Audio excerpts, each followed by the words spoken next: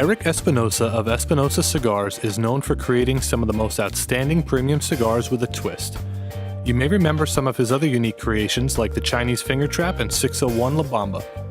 This time, Erik brings the spirit of Jamaica to his newest release. Introducing the Espinosa Reggae Dread.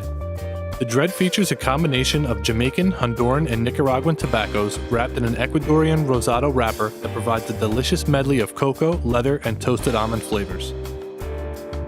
Sticking with the Jamaican theme, the Dread dons eye-catching pigtails that hang down from the head of the cigar that resemble dreadlocks. Although this may look like a novelty cigar, it certainly is anything but that. Packed in colorful boxes of 7, this top-quality 6x52 Dread is not only affordable but equally flavorful.